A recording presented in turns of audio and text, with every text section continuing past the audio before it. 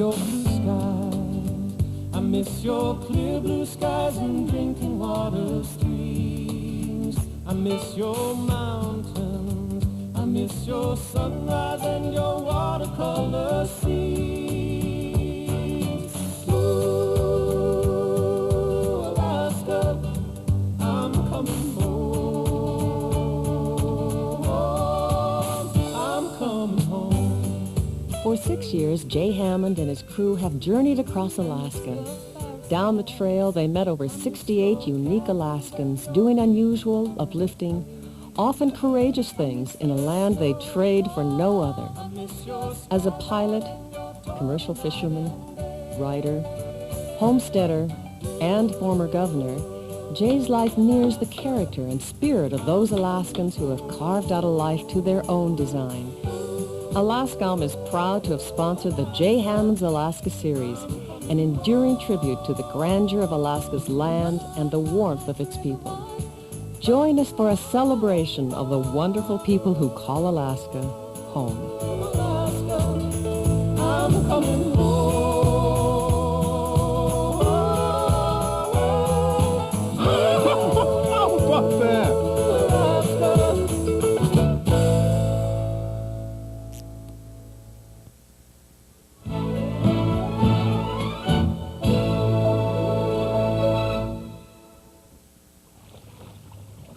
Prince William Sound in south central Alaska is one of the richest areas in the state. Perhaps not in coin of the realm, but in a king's ransom of gem-like natural values. If the Sound has taught us anything, it's taught us that special places require special care. Caretakers Pete and Belle Mickelson have helped convey that lesson through lives dedicated to studying the Sound and then preserving what they learned through sharing it with others. Here's this really neat cave that you could just walk through one side and then... Both have been professors at the University of Alaska in Fairbanks. They retired early, as many do, to migrate south, but only as far south as Cordova. They already knew and loved this area. For some 15 years, they've been bringing their studies and their students to the Sound.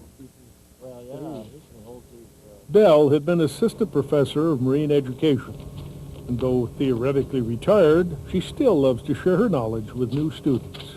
This area is basically what you call an estuary, and it's a great mixing ground for fresh and salt water, and extremely productive. It's just amazing to me how important this area is. It soaks up the water, and this is very important for salmon because when we get our hot, dry times, there's still water that releases slowly into the streams, and this provides great habitat for the fish. And I think that's what's happened to a lot of areas in the lower 48 is they've lost their fisheries because they lost the breeding grounds for the fish. Pete was associate professor of wildlife and fisheries, and after those 15 years of research on the Sound, he too has much to share. We really have the greatest variety of habitats in the state here. It's probably the most diverse on the whole Pacific coast. It's just really a neat area to look at birds and do it in a fashion where we're educating the people about these animals, but yet we're not really harassing the animals. Hardly retired, Pete's writing his second book on natural history, helping to establish a science center in Cordova, and continuing his research. I've been doing shorebird surveys since 1974. So what we'll do is count all the shorebirds.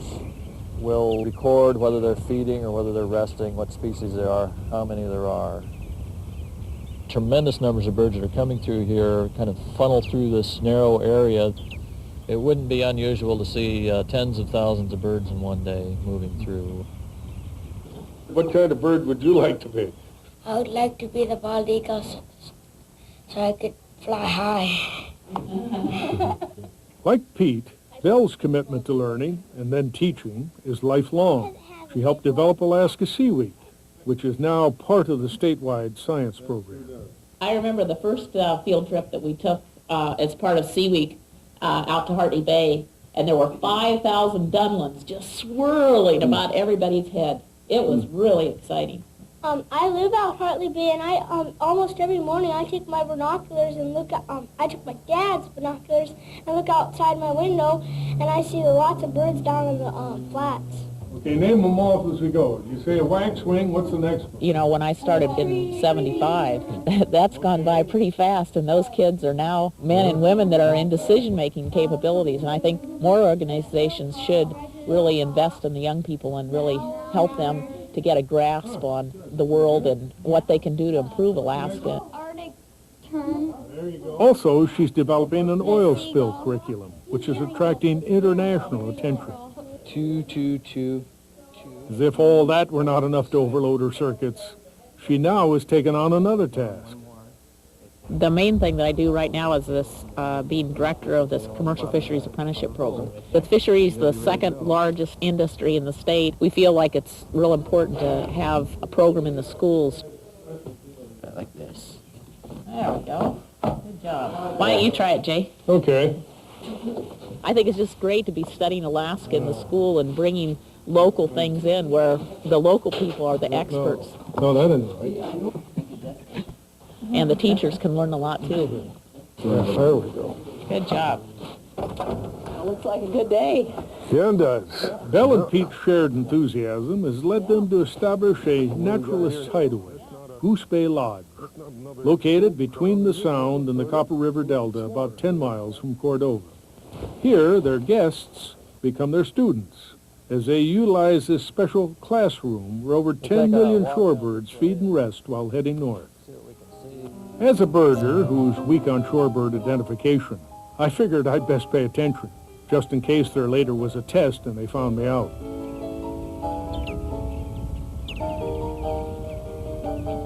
Here's a bunch about 45 to 50.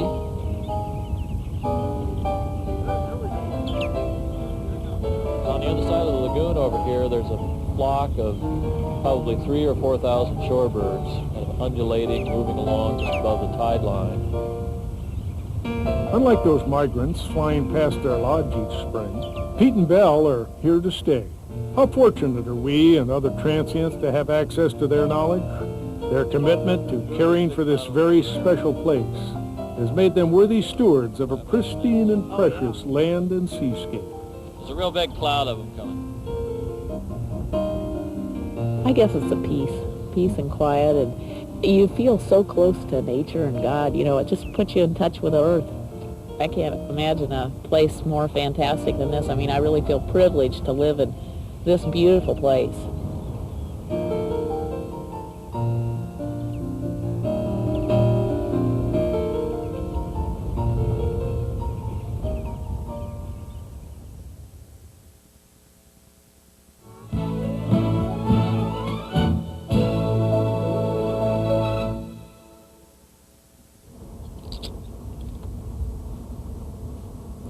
Vernon Tejas thrives on challenge,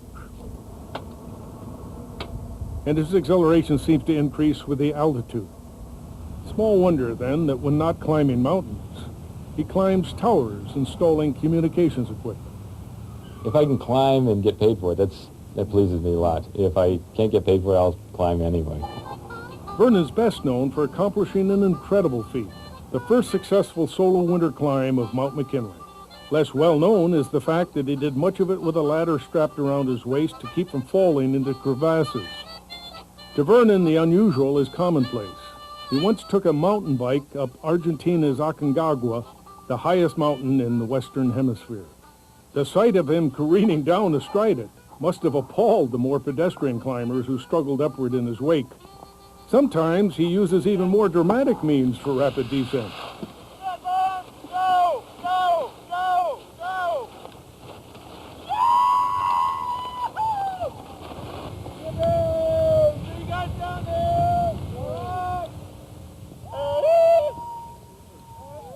I met Vernon at Genet Expeditions in Anchorage as he prepared to guide a small party of men up Mount McKinley. And this is our equipment room here. How much of this is each individual expected to carry? Oh, about 120 pounds worth. In 1978, I took a guided climb up Mount McKinley. I was a client, and I found out that it was something that really appealed to me. Hang tight. Actually, it goes 1, 2, 3, and 4. Right. No, that's the way I think it's probably the safest. The purpose of it is to keep you from flipping back over. Yeah. So you want them short enough that that your pack weight goes on to that carabiner. Vernon has conquered the highest peaks on 6 continents while earning a solid reputation for safety. Climbers come from all over the world seeking him as their guide and mentor. That's what this is all about, just one big learning experience. Todd has just fallen in a crevasse. He's got a pack on, and he's going to show us how to get out of this almost horizontal position that the pack's pulling him over in. Okay. So everyone pays heed when Vernon talks about how to climb and stay alive. If successful, this will be the 20th time he's made the summit. We're landing here on the northeast fork of the Hilton Glacier, just outside the old park boundary. Double scrambled with biscuits. Eating also is a very serious matter, since the higher the altitude, the lower the appetite. This is called the last breakfast. As the climbers signed in at the lodge guest book, Vernon signed them up for the journey. Park rangers keep close tabs on who's making the ascent. Since 1899, over 43 people have died on Mount McKinley.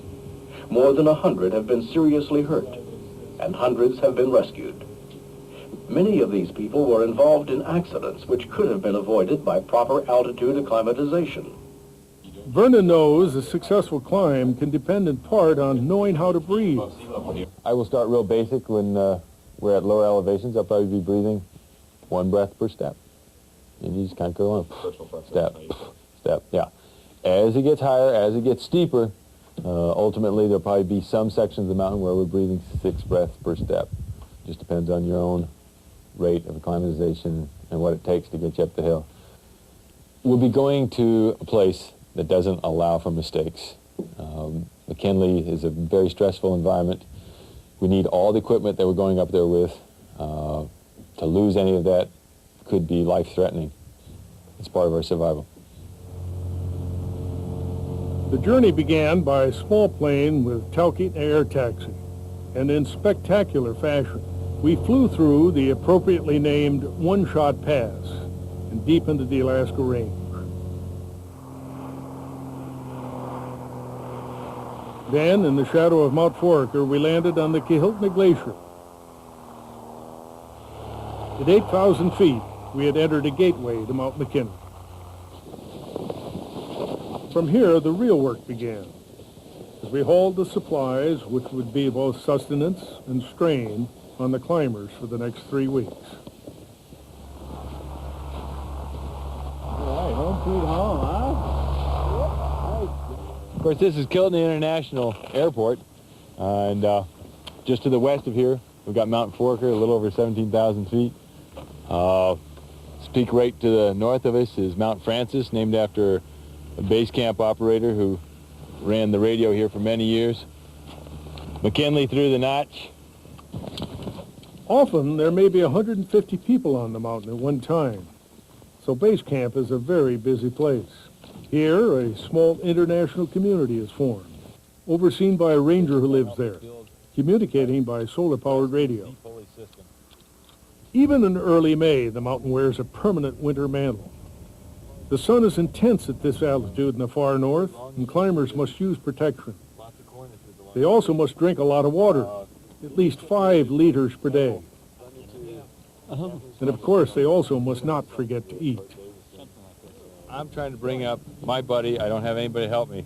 So I've got to think this out, build a block and tackle here.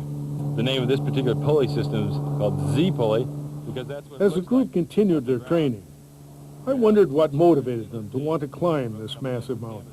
I love being in the mountains, and McKinley just offered isolation and wilderness that you can't quite get in Europe. Going to the movies, going out to dinner, going to the office every day. Just need a little bit more, and there's so much more out here, and this is just as spectacular as it gets. The circumstances of the experiment aren't exactly known. There's a little unknown out there. A little risk. It's scary, it's frightening, but it's what makes just a vacation and an adventure. Throughout my normal life, I have so many, shall we say, false goals, so many unreal goals, and goals that keep changing all the time, so you never really get there.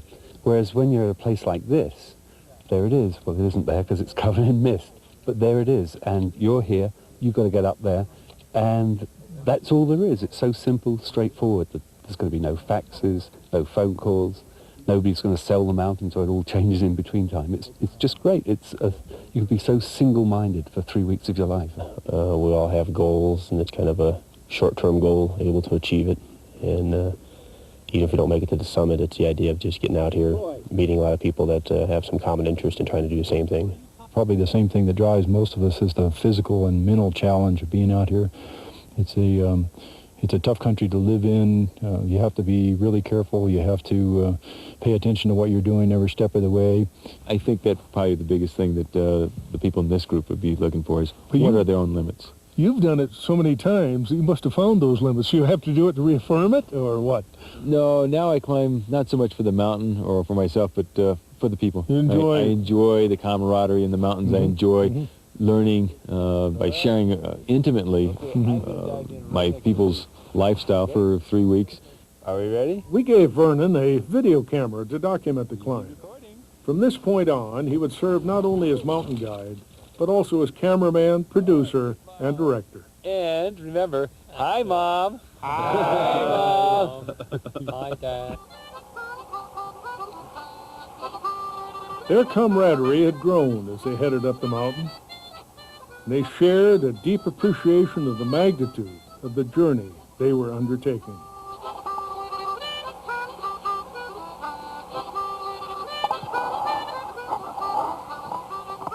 To the summit!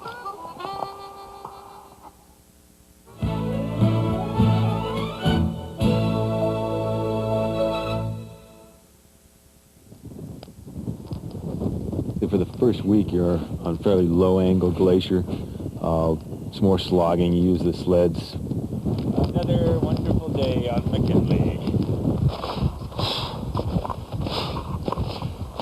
Hi, Tony. Hi there, Bert. How you doing? Well, not too bad. Where are you going to now? Well, we're heading on up to 11,000 feet, and the reason we're going there is because we've been told that the sunshine up there. How's it going, Todd? What's the weather like? Very stormy with spin drift. You enjoying it? It's exhilarating. How many days has it been like this? This is the 4th day. All right, any words for the people back at home? Enjoy indoor plumbing. All right, guys, let's take a break.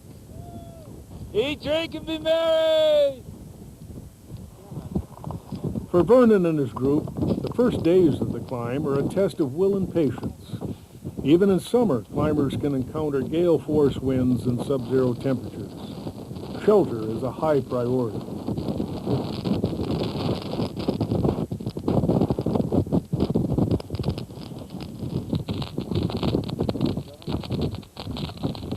All right, good looking block.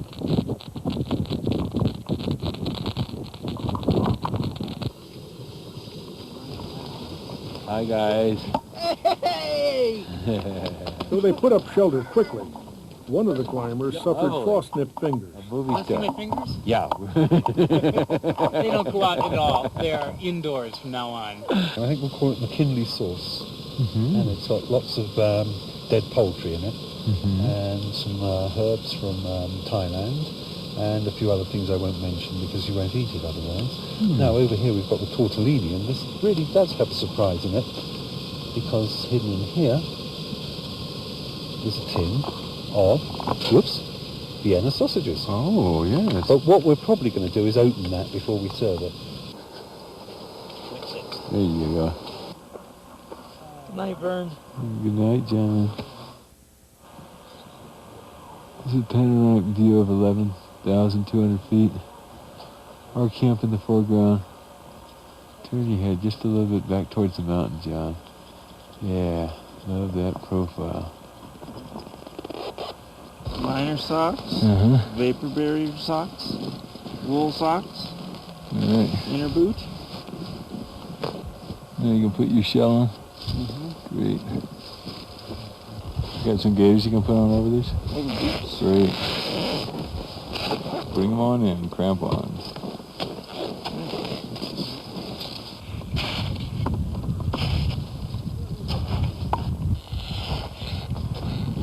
go from 11,000 up to 16,000. You actually start using your climbing techniques, using the crampons, the ice axe.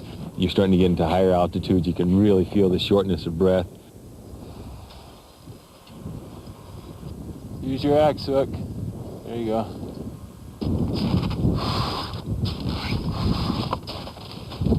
I was walking along and there was a kind of lightness of being. It's actually a really pleasant sensation and you want it to continue, but you don't want to keep walking, you just want to sit down and enjoy this dreamlike state.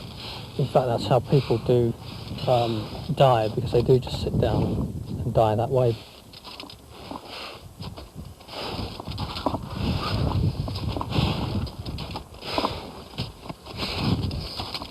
The weather, altitude and how it affects the individual. Right behind that, I put crevasse danger as my third most thought about safety aspect. Oh, that looks like a deep one. Hey, where are you guys coming down from? Throughout the constant struggle and concern for safety, Vernon keeps their spirits up. Sometimes as cheerleader, sometimes as entertainer. All right, you guys, congratulations. Now, that's a proper use for an ice axe. Holy smokes. The macaroons.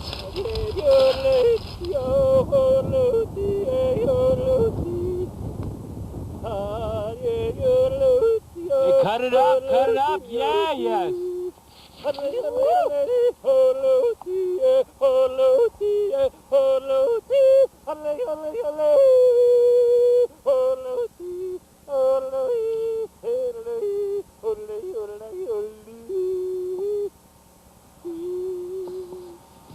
Here comes the team. We're entering 14,200 feet, Mount McKinley, Genet Basin, otherwise known as the medical camp. Ow! And here's the throne of Mount McKinley, a happy man. I found a toilet in the wilderness. All are grateful to have made it this far. But tomorrow they'll go on with one less member. What did we go through on the way here? What did we just climb? The upper mountain, we're working at maximum capacity, and we've entered the realm of high altitude mountaineering. You'd think it would push you together, the sort of harsh environment, but in a sense it does isolate you. You are dealing with your own problems, and you respect everybody else's right to deal with their own problems.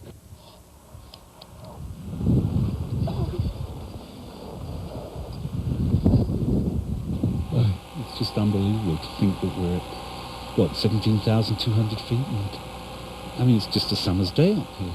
It's calm, it's hot.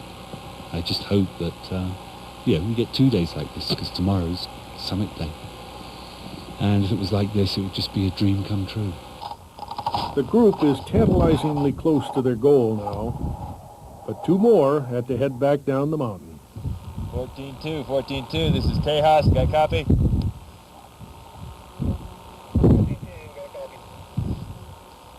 Say, would it be possible to find out whether or not my 3 men made it down to base camp today, over?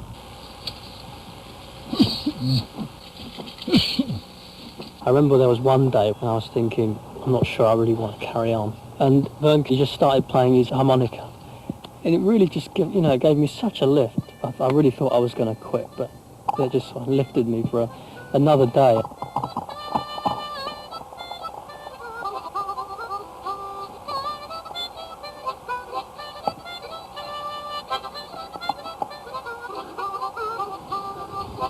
McKinley offers literally breathtaking rewards to those who accept his challenge. To the summit, guys.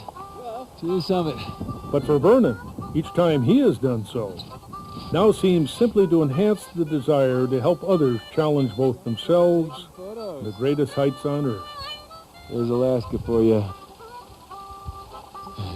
Hey, congratulations, guys. Yeah. Yeah. The idea is to do this for the rest of my life, and hopefully that'll be a long and happy one.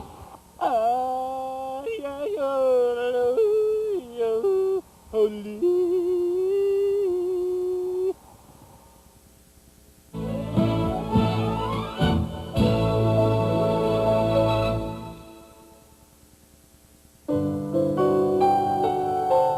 young lad back east, I often daydreamed and dawdled while reluctantly wending my way to elementary school, less than eager to enter its forbidding portals.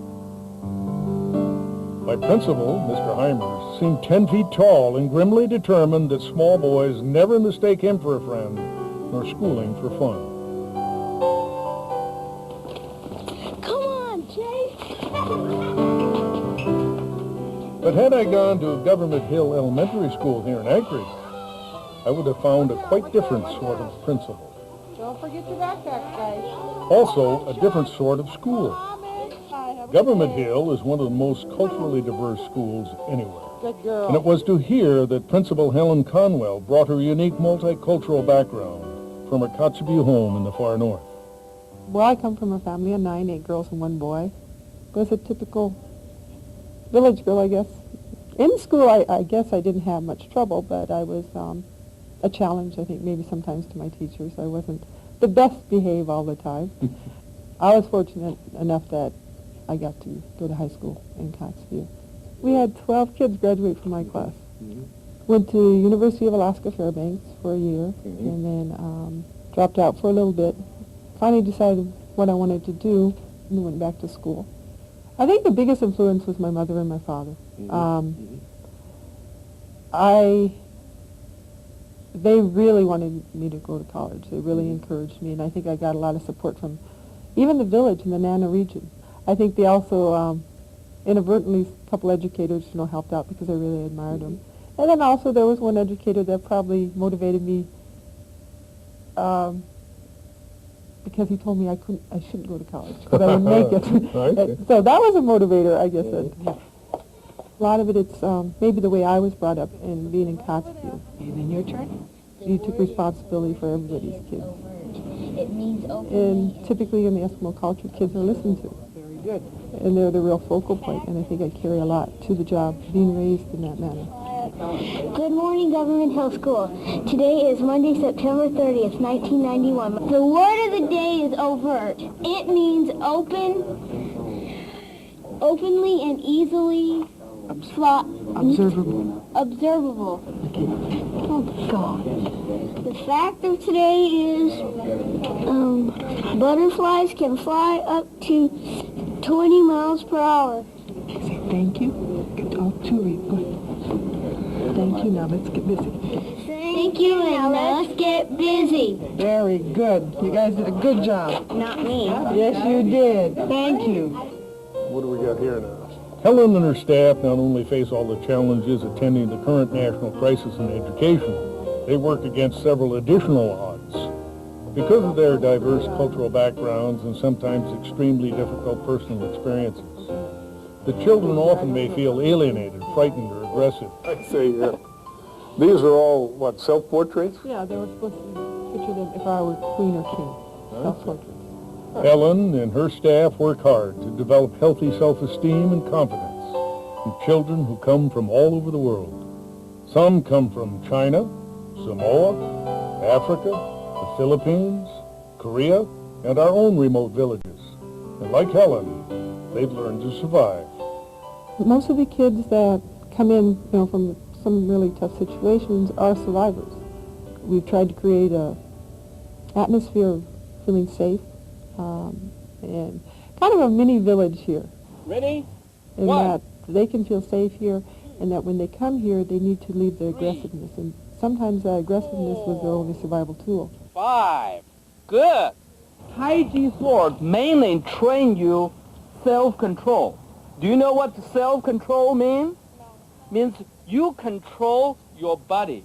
You control your motion. You control your feeling. That's self-control. Get a paper off of the orange chair. The kids do not have to clear their brass knuckles when they come to school. Want to do one this way or one looking like this? It's personalized. It's a smaller school. I think I can draw them without a book. But would you like to take this just in case? Okay. You do one next to? People being able to be individuals and caring, I guess, more about each other. You don't get lost. Because I think alienation for kids is probably the worst thing. Dad, here, I'll show you a good game. Mr. C! What do I do with this? How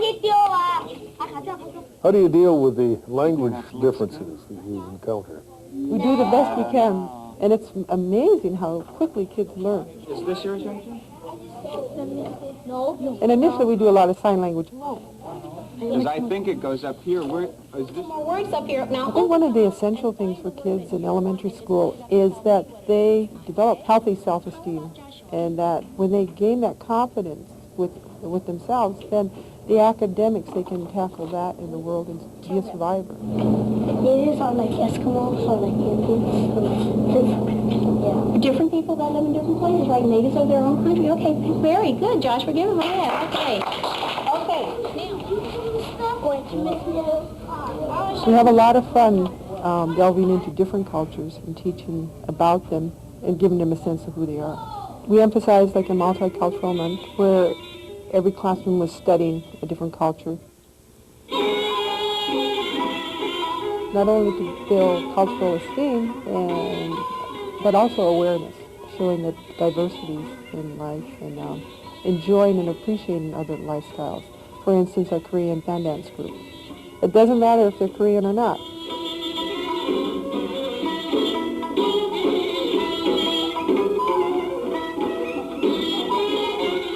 I think it's a healthier outlook on life because we are a real diverse population in the United States. Well done. My favorite. That's a bargain. $2.25. $2.25, okay. Trying to get away with something already, aren't I? All right. Thank you. Okay. You gonna let me eat with you guys? What grade are you in, guys in? Second. And how long you lived in Anchorage? All your life? No, because I moved to California and then back. Where did you come from? The Philippines. You did, huh? Yelber, be careful with the little kids.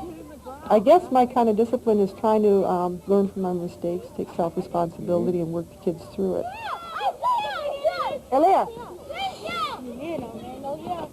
Here. Let's behave, okay? Okay. They're beginning to realize, yeah, I can be safe here. I don't have to be aggressive. Kind to each other. Now, after I eat lunch, I'm always ready for a siesta, hardly going out on the playground and frolicking. Pedro, turn around. You guys did so good today. Maury. Taking the time for the kids to get to know you, letting them know that I'm there. Boy, you're doing so good. And everyone I've seen you meet, you've known the first name. That, to me, is incredible. You've got, what, 160-some students? Have a good afternoon, Daniel. Bye, Katie. Have a good afternoon. I try really hard. Some of the names I don't pronounce very well. I'm having to learn pronunciation. Bye, Mark. Good, Mungwe. Good job, Arda. Have a good afternoon, Daniel. Bye, Katie. Are you having a good day today? Yes. Okay. I'm not going to. It's a brachiosaurus. I think we pulled together as a staff. They are just really great, and they care about kids. And we try different things. We'll dig. We'll really try hard. I think this is going to work, Mom. What? Did you get any points this morning?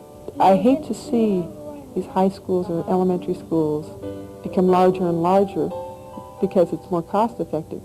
It may be more cost effective, but we're losing a lot of kids because we lose that personalization and that one-on-one. And it's so important just for a kid to know that that teacher knows her name. Somebody cares about me. Probably I have one of the best jobs in the world. They make it worthwhile to come to work. I experience the joy of learning every day. I guess we're all kind of kids in our own way for a long time, but you get to see childhood over and over again. Bye. Bye, Miss Carmen. Bye, Miss Carmen. Bye, honey. You use the crosswalk, okay? With a principal like Helen Conway, rather than trying to find an excuse to stay home, a kid just might look for an excuse to stay in school. Don't forget your backpack.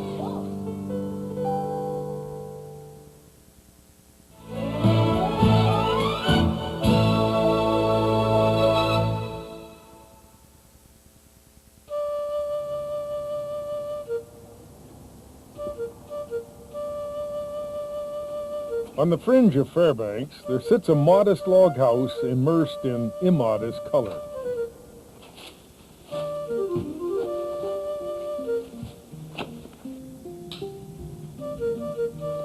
It is the home of Micho Hoshino.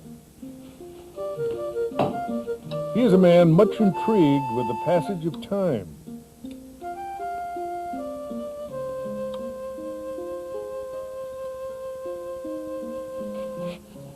There's a world which lies within each of us.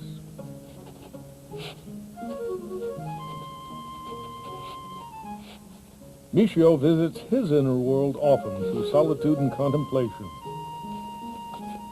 His reflections have appeared in such as the National Geographic, the Smithsonian Magazine, and the Tokyo Times.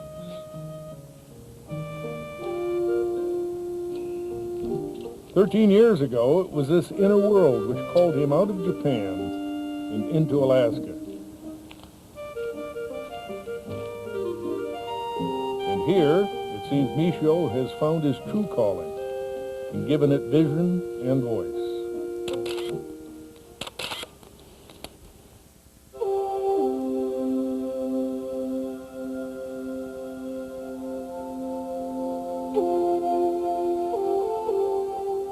What he offers has been well accepted.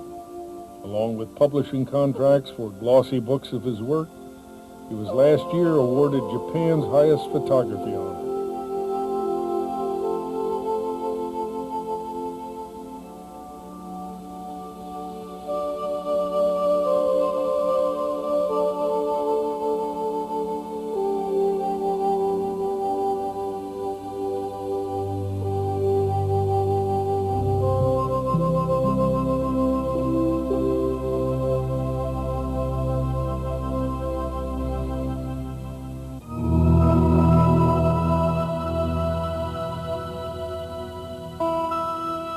Coastal plain of the Arctic National Wildlife Refuge on the northeast edge of Alaska. A land where one can find little trace of the passage of time, unless one lingers long and looks closely.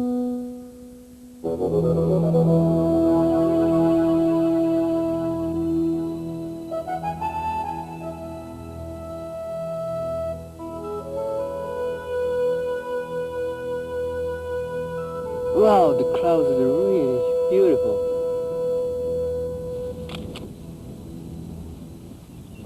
While few places in Alaska escape his observation, it is here each year where Michio feels compelled to return.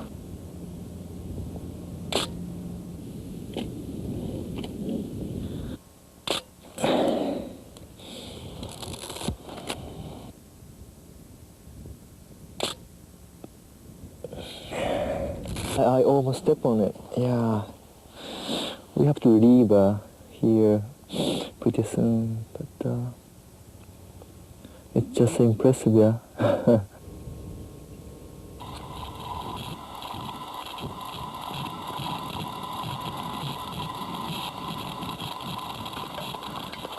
So in this once foreign country he now calls home, Michio blends his inner world with the outer in an effort to peer beneath the surface and focus on elements common to both. This extraordinarily tough but gentle wanderer with a degree in economics has found that the answers for him lie not in the touting up of numbers, but in the primal equations to which the world around him responds. I always wonder why human beings, we take interest in nature, we like to see a nature, wildlife, Probably we are looking our own life through nature. We enjoy, I enjoy watching a flower, I enjoy watching a grizzly bear walking on tundra, We all die in the future someday, right? We all die. Same with grizzly bear, same with the flower, They all have limited life, right? And so in that sense, we are all same,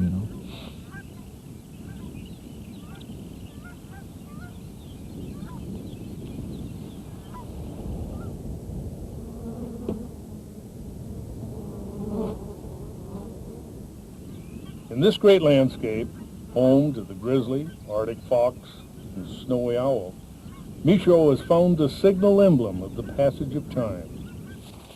but it is forever elusive, and so he must wait and wander and sometimes settle for a trace of its existence.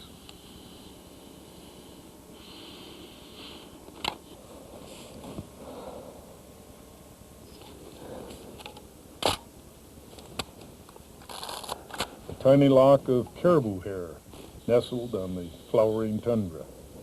This time of the year, caribou form a large aggregation, and a very, very impressive scene. And I've been coming up to this country to see that last 10 years. And every year I try to capture it with camera. Yeah. The number of the caribou itself, you know, sometimes the one herd is just 50,000 caribou, you know. We don't see that kind of thing in other place on Earth anymore, you know. We used to see same kind of stuff, you know, with bison, you know. Probably similar thing we still can see on Earth is maybe wildebeest migration in Africa, Serengeti. Perhaps only a fleeting mirage, if not for the hair and broad trails seaming the tundra. Before the ghost caribou materialize, Michio waits in silence, sometimes for weeks. Which makes me feel really lonely, but it's not bad feeling at all. When I get lonely, I start thinking about other people, you know, my friends, my parents.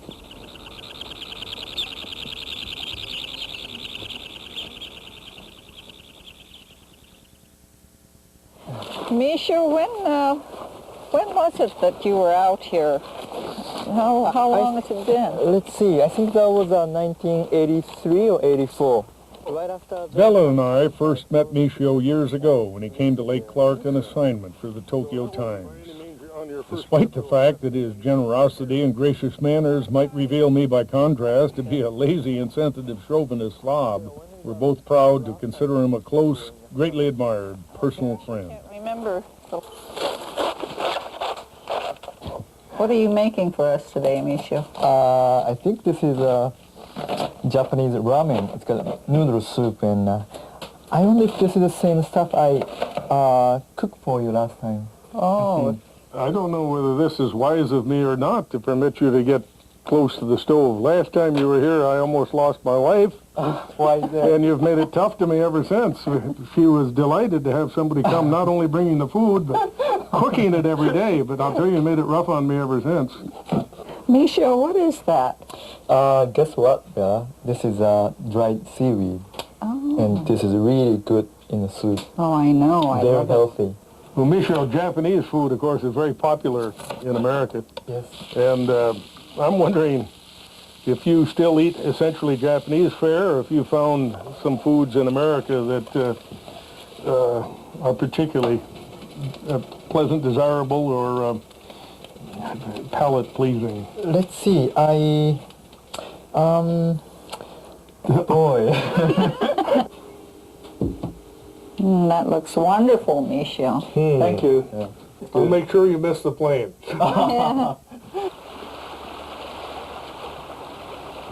Michio, what are the differences between living here in Alaska and in Japan, in Tokyo? Wow. Probably side of the country is main difference, and so many people in Japan. But I still go back to Japan once in a while, which is very good for me, because every time I come back from Japan to Alaska, I'm refreshed, my mind is refreshed. As I spend more time in Alaska, I start seeing more things and more subjects, and I have so many projects I like to work on right now in Alaska. And when I think about how much each project takes to finish it, I need all my life. Michio, is there any particular message you're trying to convey through your photography, your work? Let's see, relationship between man and nature, and in other words, who we are and where we are heading. Since nature teaches us, you are going to die, at the same time, really encourage us to live.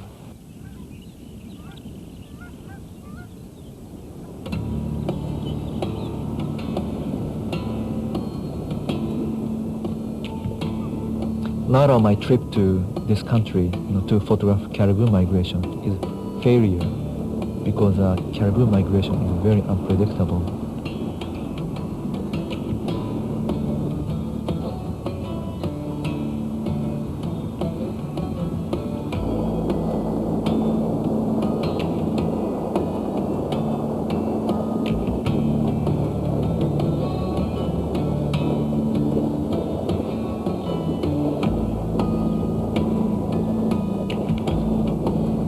This year, this journey, this time, the herd seems lured to pose proudly before the lensman.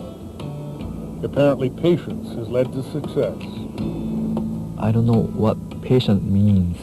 If there is something I like to photograph, I can wait, because this is what I like to do. So, is this patient? They are just born a few weeks ago, but now they can really run now.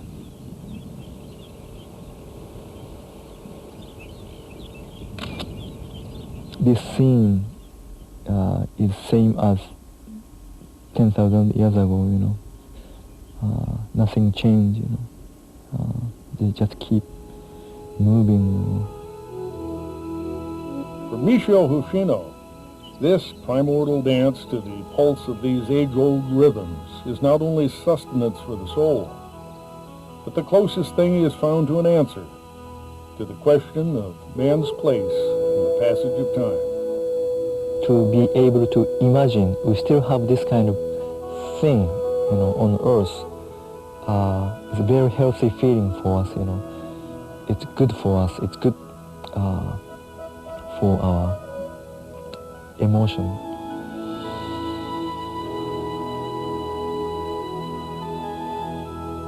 How we are going to take care of this land is kind of the last test, last examination for human being,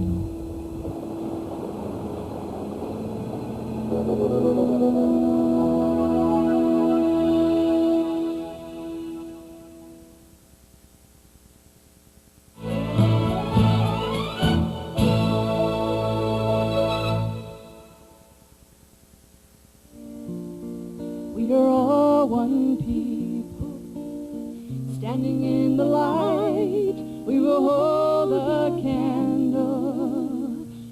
I believe that each of us are charged with making a change in the world. Till we find a way.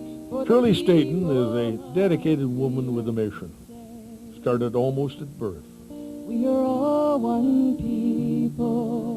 It's been a long journey for Shirley, from that small cowering child in Harlem to the deep south, to the stage, and finally to the limelight of acclamation. En route, she learned to cherish herself along with her heritage. For the people of the earth to say. Was on a peace mission with several performing artists to the Soviet Union when I first came to appreciate Shirley's soaring spirit and infectious enthusiasm. I'm absolutely amazed by it, that this cotton picker from Georgia can stand on a stage in Habara, Siberia, and share that music that my mother sang, that my aunt sang, with an audience, and have them appreciate just the music, that it tears through those boundaries. You put your right hand in, you take your right hand out. For Shirley, the road to peace begins within each of us. She helps wayfarers take their first tentative steps by sharing her insights and experiences. She even holds workshops designed to teach self-esteem. Oh, in my case, I fear I flunked the course badly. The title of this workshop is Looking at Yourself in the Mirror and Liking Who You See. When I grew up, I was given messages that I wasn't okay. That I was black, of course I'm black. That I was ugly, that I was cross-eyed, that I was dumb, that I was going to grow up to be nobody. And so as a result, to take the mirror and look at the person that I saw staring back at me, I didn't like that person. My mother told me for X number of years that I wasn't going to grow up to be nobody. She used to always say, I wish you was somebody. And black people tell their kids all the time, you got to grow up to be somebody. Well, if you grow up to be a garbage collector, you're still somebody, you know. If you grow up to be a ditch digger, you're still somebody.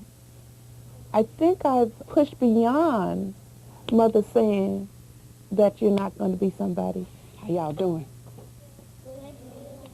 I'm just Shirley. I done got tired walking that far. Guess I better sit down. Shirley portrays characters from out of the past. We learn that her own struggle with self-esteem is tied closely to the struggle of her people. Sojourner Truth was born in 1797. I was raised by my grandmother, who was a believer in work and being raised on one side of the track. The work was delegated to picking cotton, working in tobacco, picking beans, and those kinds of things. God put a mission in my heart.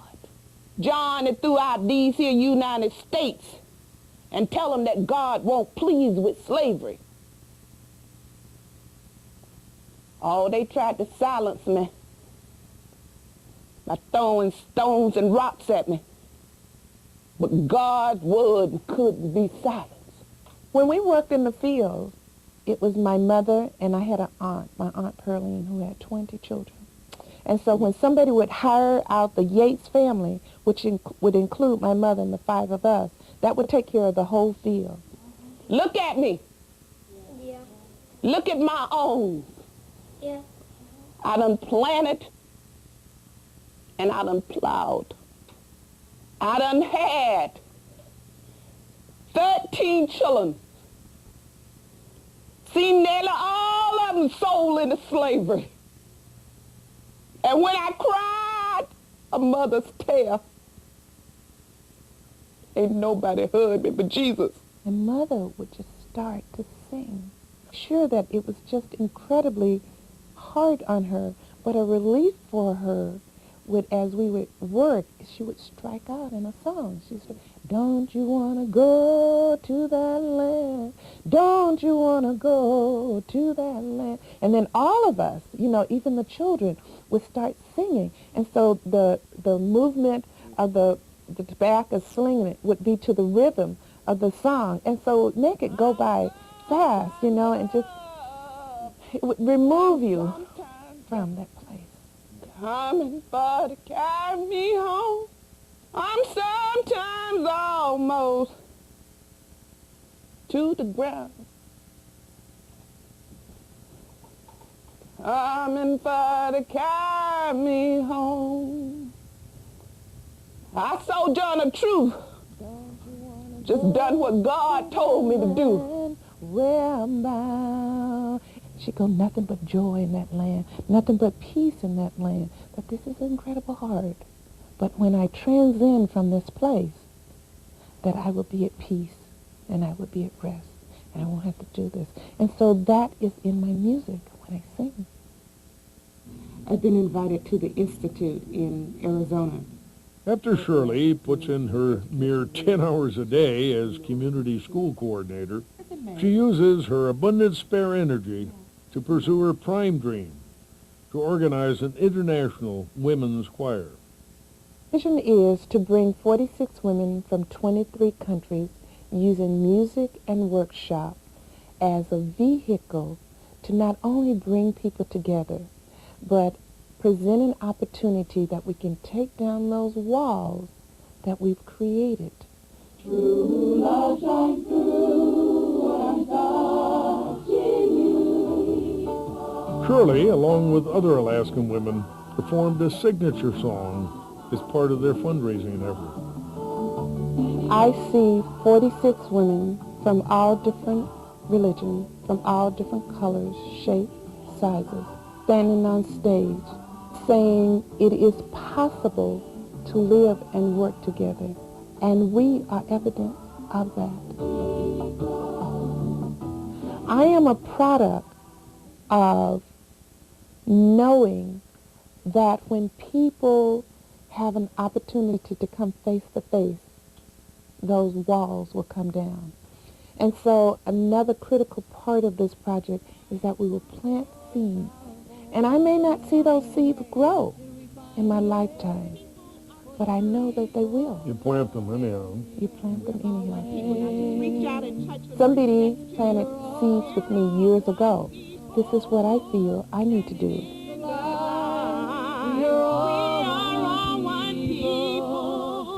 Each of us are charged with making a change in the world. Join our voices, till we find a way for the people.